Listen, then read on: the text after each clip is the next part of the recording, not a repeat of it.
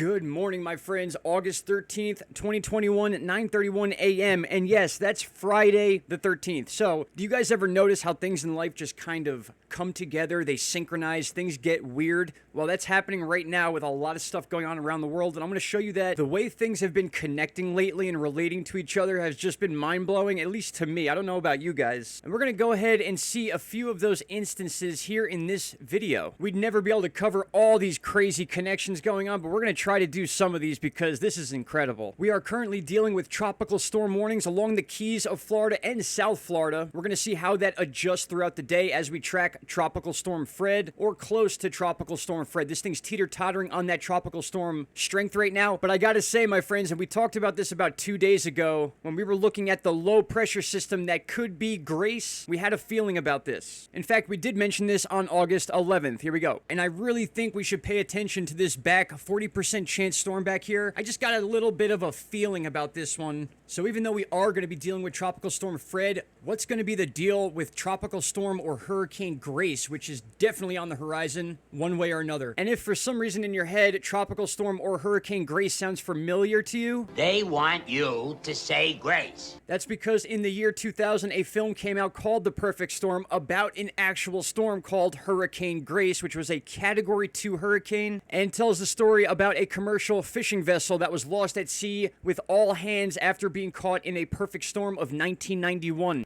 Here is that hurricane now, and we're going to see some interesting connections between the date that we're going through right now, the date of past Hurricane Grace, and the possible date of future Hurricane Grace. And again, although we do have a named tropical storm / tropical depression right now in Fred, Grace is certainly going to take over the news for a few reasons, and you've already seen some of those reasons. And one more interesting thing I just want to point out here, as the Gulf of Mexico, we have a tsunami buoy going off in the Gulf of Mexico. Looks like a shark bit it or something went on here to affect this one buoy right here. We've seen this exact buoy go off before, and I certainly don't want to forget the crazy earthquake swarm going on in the South Sandwich Islands. That is an island chain that is basically in between the southern tip of South America and the beginning northern tip of Antarctica. And just take a look at some of these numbers, peaking at a 7.5 yesterday. This is a legit earthquake swarm. I actually do want to get into the timing of Grace really quick because chances are we're going to see this chart change, and it is a bit dramatic, and I did use these for thumbnails, and that's fine. As long as we're explaining exactly what we're seeing here, there's nothing wrong with that. We know this chart's going to change, but the fact that we're seeing so much emphasis being put on this storm before even becoming a tropical storm while we're already dealing with a named storm is interesting. There's some sort of interest going on in this storm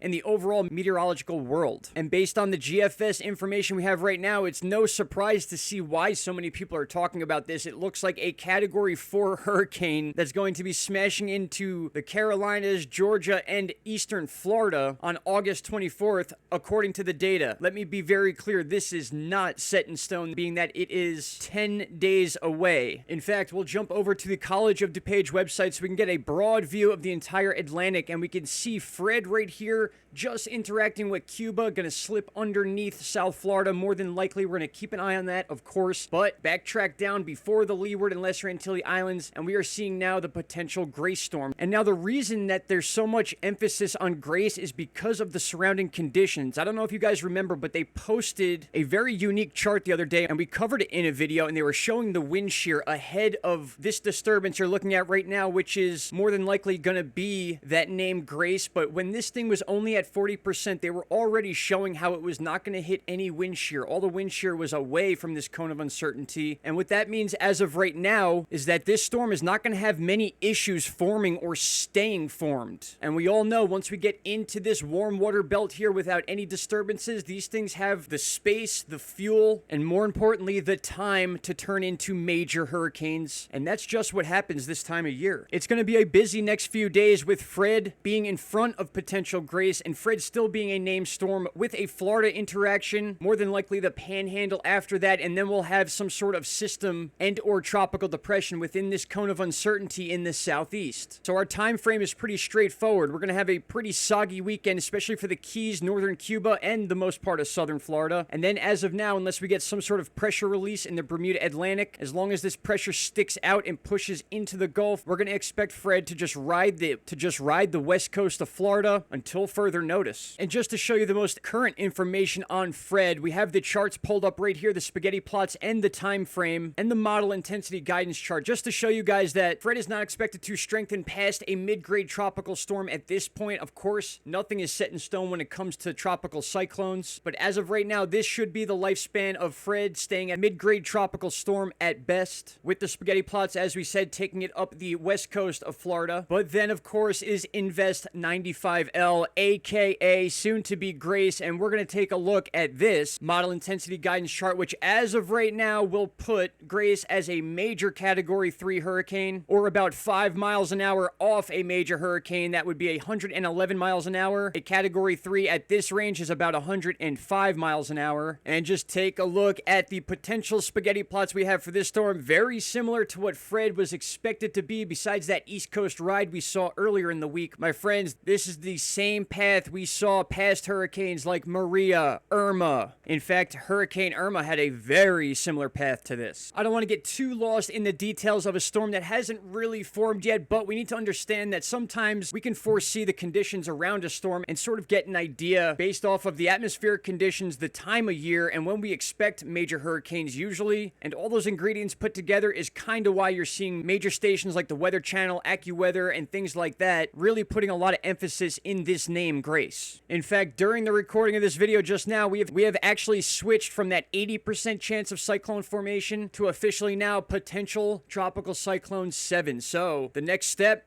is the name Grace. And please don't worry, guys. I know I've been posting a lot of different content lately. I will always keep you updated on these major storms, especially during peak hurricane season. And while we're expecting a major storm like this, I'll be back later on today or tomorrow morning with another update. A few clips at the end to keep you posted on what's going on outside of the weather and stuff like that, so you guys don't get confused. I appreciate you guys so much. Any questions or concerns, please leave down below. All the contact information is in the info boxes of each video and the About Me section of the channel. Shout out to Canada.